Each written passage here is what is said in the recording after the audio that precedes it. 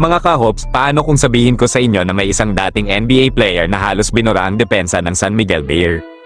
34 points, 18 rebounds, at halos walang makapigil. Pero hindi lang yon ang nangyari sa laban na ito. Nagkaroon pa ng init ng ulo sa gitna ng laro, may warning pa mula sa commissioner, at pagkatapos ng game, nagkaroon ng maanghang na sagutan. At habang nangyayari ang lahat ng iyon, may isang future star na posibleng maglaro para sa Gilas Pilipinas balang araw. Mga idol, pag-uusapan natin lahat ng yan ngayon. Pero bago tayo magsimula mga ka-hops, kung mahilig kayo sa latest PBA updates at mga kwentong basketball, ilike na ninyo ang video na ito, mag-subscribe, at pindutin ang notification bell para lagi kayong updated dito. Salamat! So mga idol, nagpakitang gilas nga ang TNT matapos nilang tambakan ng San Miguel Bearmen sa score na 118-92. At ang naging sentro ng lahat ng atensyon, ang dating NBA veteran na si Bol Bol. Halos walang sagot ang depensa ng San Miguel sa kanyang haba, bilis, at skill. Sa pagtatapos ng laro, nagtala si Bol Bol ng 34 points at 18 rebounds, dahilan para siya muling hirangin bilang best player of the game. Pero ayon kay Bol Bol sa post-game interview, aminado siyang nag-a-adjust pa rin siya sa physical style ng PBA. Sa NBA kasi, ibang klase ang spacing at sistema, pero dito sa PBA, mas dikdikan, mas pisikalan. Ayon sa kanya, unti-unti na raw siyang nasasanay at mas nagiging maganda ang takbo ng kanilang team dahil nagkakaintindihan na sila ng kanyang teammates.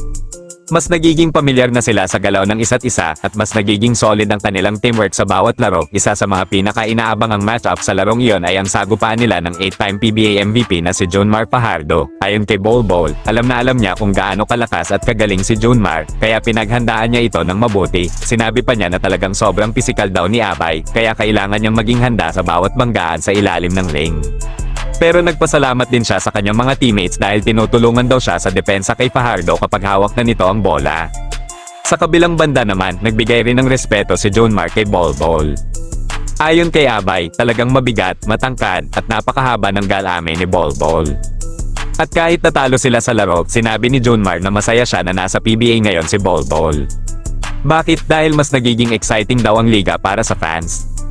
At mas tumataas ang level ng kompetisyon. Ayon pa sa kanya, babawi na lang sila sa mga susunod na laban dahil mahaba pa ang conference. Pero mga idol, hindi lang sa stats naging mainit ang laban. Sa kalagitnaan ng laro, napansin ng fans ang konting tensyon sa pagitan ni Chris Ross at Bol Bol. Sa isang pagkakataon, nakita pang itinuro ni Bol Bol ang scoreboard na para bang sinasabing lamang ang kanilang team. Pero ayon kay Chris Ross matapos ang laro, wala raw seryoso doon, nag-aasaran lang daw sila sa loob ng court, bahagi lang ng competitive spirit ng basketball. Sa katunayan, pagkatapos ng game ay nagbatian pa sila at nagkamayan, pinuri pa nga ni Chris Ross si Bol Bol. Ayon sa kanya, malinaw daw kung bakit tumagal ng 6 na taon sa NBA ang player na ito dahil sa talento at skill na ipinapakita nito. Samantala mga idol, may isa pang interesting na development sa kampo ng San Miguel. Dumating na sa Pilipinas ang dating NBA player na si Justin Patton na inaasahang magiging kapalit ni Marcus Lee bilang bagong import ng Bearmen. Pero matapos ang laro, nagbigay ng pahayag si Marcus Lee na hindi pa raw siya aalis at siya pa rin umano ang magsisilbing import ng San Miguel sa mga susunod na games. Kaya ngayon, marami ang nagtataka kung ano ang magiging desisyon ng San Miguel management sa mga susunod na araw. Mananatili ba si Marcus Lee o tuluyan ng papalit si Justin Patton? Abangan natin yan mga idol. Ngayon mga idol, punta naman tayo sa isang napakagandang balita para sa Philippine basketball. Kasalukuyang nasa Pilipinas ngayon ang anak ng ating pambansang import na si Justin Brownlee. Si Justin Brownlee Jr. Nandito siya para lumahok sa NBTC event at sa murang edad na 14 years old, isa na siyang top prospect sa Amerika. At alam niyo ba mga idol? Balak ni Justin Brownlee Sr. na asikasuhin ng Filipino passport at citizenship ng kanyang anak bago ito mag 16 years old. Ibig sabihin, posibleng maging eligible si Brownlee Jr. bilang local player sa FIBA tournaments. Sa ngayon, kasing tangkad na raw niya ang kanyang ama at inaasahang aabot pa sa 6'8 hanggang 6'9 ang kanyang height sa future.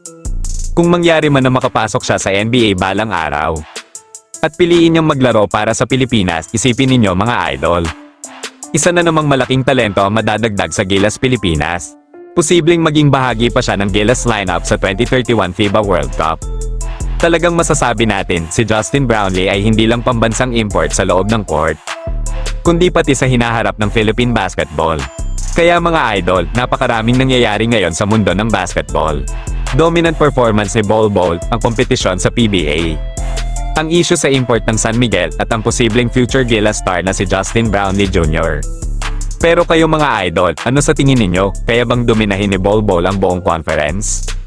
At gusto ba ninyong makita balang araw si Justin Brownlee Jr. na maglaro para sa Gilas Pilipinas? I-comment ninyo ang inyong opinion sa ibaba at pag-usapan natin yan. At kung nagustuhan ninyo ang video na ito, please like, subscribe, at pindutin ang notification bell para lagi kayong updated sa latest basketball stories. Muli, ito po si Ray, at ito ang Ray's Hoops Universe, kung saan buhay ang kwentuhan ng tunay na fans ng basketball. Hanggang sa susunod na video, mga idol.